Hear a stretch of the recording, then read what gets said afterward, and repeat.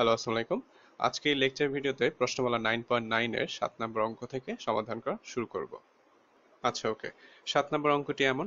তো এখানে একটি ফাংশন দেওয়া আছে, ফাংশন দিয়ে বলছে লঘিষ্ঠ ও গরিষ্ঠ মান নির্ণয় করো। আচ্ছা, ওকে। তো এটা দেওয়া আছে দিয়ে এই যে এখানে তুলে ফেললাম। তো এখন যেটা করতে হবে আমাদের অন্তরীকরণ করতে হবে, অন্তরীকরণ করব। তো অন্তরীকরণ শেষে দাঁড়াবে এই যে এরকম। তো এখন যেটা করতে হবে সেটা হচ্ছিল এটা ইকুয়াল 0 লিখবো। ঠিক আছে, শূন্য। আচ্ছা, তো এই মুহূর্তে এটাকে যেহেতু আমাদের উৎপাদকে বিশ্লেষণ করতে হবে, তার মানে এখান থেকে পুরোটা থেকে দেখেন 5x² কমন যায়, তাহলে থাকে এটা। ওকে। তো এই মুহূর্তে ভেতরে হচ্ছে হলো আপনার, আচ্ছা এখান থেকে 5টাকে ওই পাশে সরায় দেওয়া হয়েছে, তাহলে থাকে এটা। ওকে। তো ভেতরে হচ্ছে হলো মিডল টার্ম যাবে, মিডল টার্ম করলে এরকম হবে। ওকে। তো ভেতরে হবে এইটা। তো আপনারা অনেকে বলতে পারেন যে x² তো ওই পাশে সরাই দিয়ে শূন্য বানায় দেওয়া যায়, কিন্তু না। এক্স হচ্ছে হলো চলক, ওকে ওই পাশে সরাই দিয়ে শূন্য বানানো যাবে না।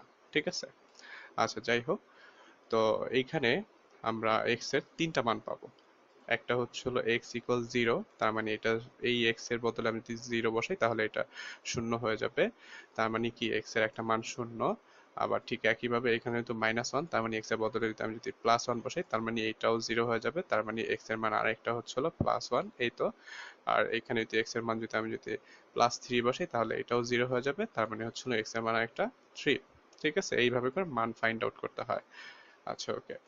তো ঠিক আছে, তো এক্স এর মান পাইলাম কটা? তিনটা। এখন তো আমাকে তো আসলে নির্দিষ্ট করে দিতে হবে বা নির্দিষ্ট করতে হবে বা বুঝতে হবে যে কোন মানের জন্য আমি কি বলে গরিষ্ঠ মান পাবো এবং কোন মানের জন্য লঘিষ্ঠ মান পাবো। ওকে। তো এটাকে বোঝার জন্য আমাদের যেটা করতে হবে, এটাকে আরেকবার অন্তরীকরণ করতে হবে। তো অন্তরীকরণ করব। তো অন্তরীকরণ শেষে আমার দাঁড়ালো এরকম। ওকে। তো ঠিক আছে, আমি শূন্যের জন্য প্রথমে কাজ শুরু করি। তো এক্স ইকুয়াল শূন্য হলো, তো এখানে বসাই দিলাম, আই মিন হচ্ছে হলো যে এটাতে বসাই দিলাম। তো বসাই দেওয়ার পর আমি পাইছি কি শূন্য। তো এখানে একটা বিষয় খেয়াল করে দেখেন, শূন্য কিন্তু শূন্যের থেকে বড়ও না আবার ছোটও না, শূন্য হচ্ছে হলো শূন্যের সমান। তো আমরা শুধুমাত্র জানি যে লঘিষ্ঠ এবং গরিষ্ঠ মান পাওয়া যায় শূন্যের থেকে ছোট বা বড় হলে, ইকুয়াল হলে না কিন্তু। ঠিক আছে, তার মানে আমরা এটার জন্য লঘিষ্ঠ বা গরিষ্ঠ মান পাবো না, এটা ক্যান্সেল। ওকে। আচ্ছা, তো এখন যেটা করব, ওয়ানের জন্য চেষ্টা করব। তো আবার এক্স ইকুয়াল 1 হলে, তো এইটাতে বসাই দেব এই যে। তো বসাই দেওয়ার পর আমরা কত পাইলাম এখানে? -10। তো -10 হলো শূন্য থেকে ছোট, তার মানে হচ্ছিল এটার জন্য আমরা কি পাবো? গরিষ্ঠ মান পাবো। ওকে। আচ্ছা, তো ঠিক আছে, এবার আরেকটা কি আছে? 3 বাকি আছে। তো 3 এর জন্য কাজ করব, 3 এর জন্য কাজ শেষে আমরা পাবো 90, তার মানে যেহেতু শূন্যের থেকে বড়, তার মানে এটার জন্য লঘিষ্ঠ মান পাবো। ওকে। তো এখন গরিষ্ঠ মান এবং লঘিষ্ঠ মান দুইটা বের করে ফেলি। তো লঘিষ্ঠ মান পাবো এখানে এক্স ইকুয়াল 3 এর জন্য হবে এখানে এক্স ইকুয়াল 3 হবে। ওকে, 3। ওকে। তো এক্স ইকুয়াল 3 এর জন্য আমরা লঘিষ্ঠ মান পাবো। তো আমরা একদম মূল ফাংশনটিতে বসাই দেবো 3 এর মানগুলো। তো এখানে লঘিষ্ঠ মান হলো -28, আর গরিষ্ঠ মান পাওয়ার জন্য 1 বসাইতে হবে। তো এখানে 1 বসাই দেবো, তাহলে গরিষ্ঠ মান কত? 0। ওকে।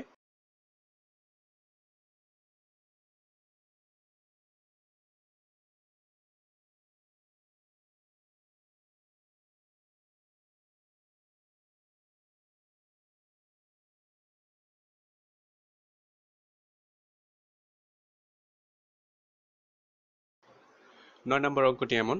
তো এখানে বলছে প্রমাণ করো যে এই ফাংশনের কোনো চরম মান থাকবে না। আচ্ছা, চরম মান বলতে বোঝায় ক্ষুদ্রতম মান এবং বৃহত্তম মানকে। ওকে। আচ্ছা, তার মানে এই ফাংশনটির কোনো ক্ষুদ্রতম মান এবং বৃহত্তম মান থাকবে না। ওকে।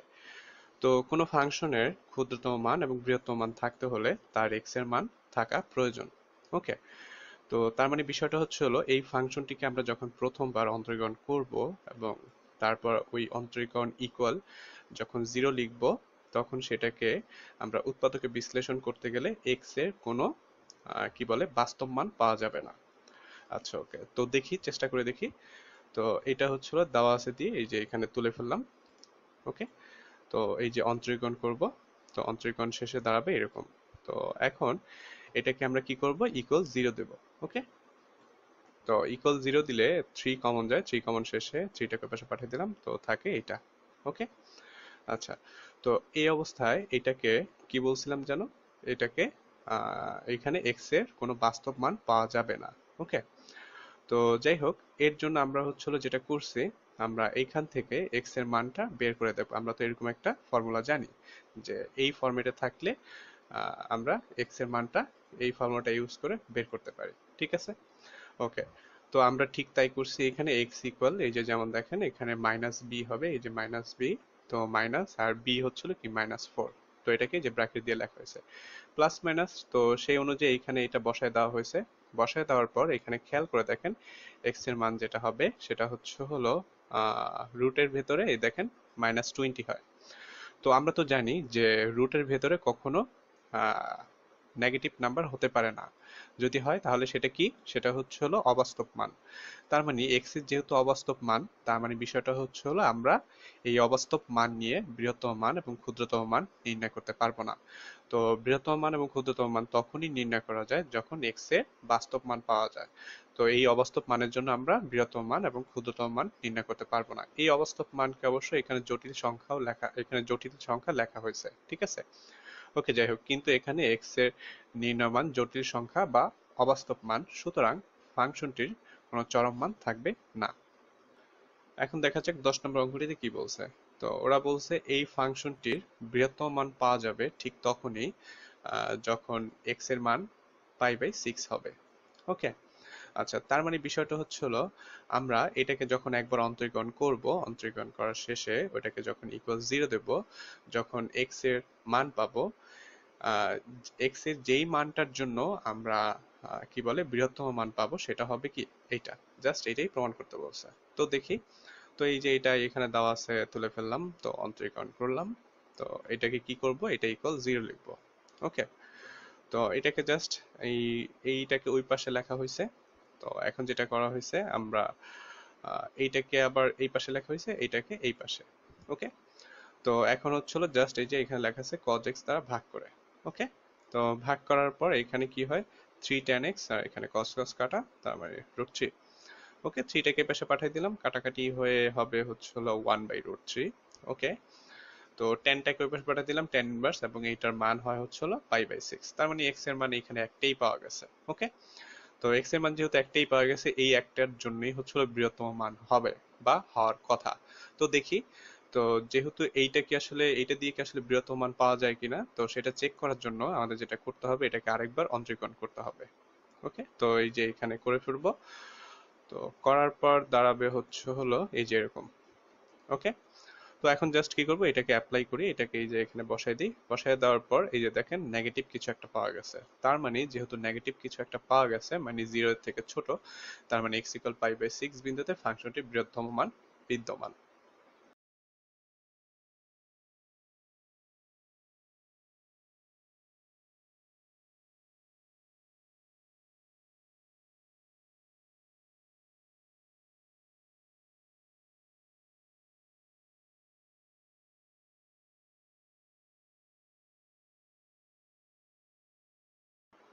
12 নম্বর অঙ্কটি এমন। তো এখানে একটি সমীকরণ দেওয়া আছে, সমীকরণ দিয়ে বলছে লঘুমান নির্ণয় করো। আচ্ছা, ঠিক আছে। তো এই অবস্থায় আমরা যেটা করব, এটাকে এই যে দেওয়া আছে দিয়ে এখানে তুলে ফেললাম। তো এখন আমরা একবার অন্তরীকরণ করব, তাহলে অন্তরীকরণ শেষে দাঁড়াবে এই যে এরকম। ওকে, তো এটাকে এই যে এখানে ইকুয়াল 0 লিখে দিলাম। তো এখান থেকে আমাদের এক্স এর মানটা বের করতে হবে। এখানে কিছু সাধারণ ক্যালকুলেশন আছে, এগুলো দেখলে বুঝতে পারবেন। যেমন দেখেন, এটাকে যে এই পাশে নিয়ে নেওয়া হয়েছে, তো এটাকে আবার এই পাশে, এটাকে এই পাশে। তো এখানে 9টাকে রেখে দেওয়া হয়েছে, এটাকে জাস্ট ওই পাশে, তার মানে ভাগ হয়ে গেছে। তো এই অবস্থা হয়, এই E to the power minus X আছে, এটা যদি উপরে চলে যায় তার মানে মাইনাস ওয়ান আছে প্লাস, তো ই টু দি পাওয়ার এখানে কি হবে 2x। ওকে, তো এই পুরোটাকে আবার এই পাশে আনা হয়েছে, আর 9টাকে ওই পাশে, 4টাকে ওই পাশে পাঠিয়ে দেওয়া হয়েছে। এখন উভয় পক্ষে লন নিয়ে আসা হয়েছে। তো এবার দেখেন, আমরা তো জানি যে পার কোনো কিছু থাকলে এটা ওই এই পাশে চলে আসে, ঠিক আছে, তাই করা হয়েছে। আর লন ই মানে হচ্ছিল 1, ঠিক আছে, তার মানে 2x হচ্ছিল কি এইটা। ওকে, তো এই অবস্থা দেখেন, আমি যদি শুধুমাত্র 2 এর মানটা যদি সরি যদি x এর মানটা বের করি, 2টাকে তো ওই পাশে পাঠিয়ে দিই, তাহলে ভাগ হয়ে যায়। তো এখন দেখেন এই যে 9/4, এটাকে কি করা যায়, 3/2 ব্র্যাকেট দিয়ে স্কোয়ার দেওয়া যায়, হোল স্কোয়ার। ওকে, এই যে স্কোয়ার। আচ্ছা, এই 2টাকে আবার এই যে এইখানে লেখা হয়েছে, এই যে, ঠিক আছে, এই যে। তো এই 2 এবং এই 2 কাটাকাটি ক্যান্সেল হয়ে যায়, তাহলে কি হয় ln 3/2। ওকে, তার মানে x ইকুয়াল কি ln 3/2। আচ্ছা, তো এখন আমাদের যেটা করতে হবে, এখানে বলা আছে যে এত লঘুমান নির্ণয় করো, এবং x এর মান যেহেতু একটাই পাওয়া গেছে, তার মানে ওইটার জন্যই লঘুমানটা পাওয়া যাবে, এটা বলতে পারি। তো যাই হোক, আমাদের তো আসলে তো এখন দেখতে হবে যে আসলে কি লঘুমান পাওয়া যায় কিনা। তো যাই হোক, এটা একবার অন্তরীকরণ করা ছিল, এখন আরেকবার অন্তরীকরণ করতে হবে। তো ঠিক আছে, ওইটাকে আরেকবার অন্তরীকরণ করব। তো এই যে অন্তরীকরণ শেষে আমার দাঁড়াবে এরকম। ওকে, তো এই যে যেই x এর মানটা আছে, এটাকে এখন বসায় চেক করব। তো x ইকুয়াল এইটা হলে, তো কোথায় বসাবো, এই যে এখানে। তো এখানে বসাই দেব। বসাই দিলে দেখেন এই যে ই টু দি 4 e⁻x, তার মানে 4 e⁻, এই যে এটা। ওকে, প্লাস 9 e⁻−x, তার মানে মাইনাস এটা। ওকে, আচ্ছা, তো এই অবস্থায় এইটা যা আছে তাই রাখা হয়েছে 9, আর যেহেতু e⁻−x, তার মানে 1 বাই আকারে লেখা হয়েছে, কেননা এই মাইনাসটা যেন পজিটিভ আকারে লিখতে পারি। হ্যাঁ, এটা তো আমরা জানি ফর্মুলা। ওকে, তো আরেকটা ফর্মুলা হচ্ছিল যদি ln x হয়, তার মানে হচ্ছিল শুধুমাত্র এই এক্সটা থাকবে এখান থেকে। ওকে, এই এক্সটা। আচ্ছা, তো এই অবস্থা দেখেন এই যে ln x বলতে আসলে কি 3/2, তার মানে এই 3/2টা থাকবে, আর 4 তো এই পাশে আছেই, তো এই যে 4 3/2।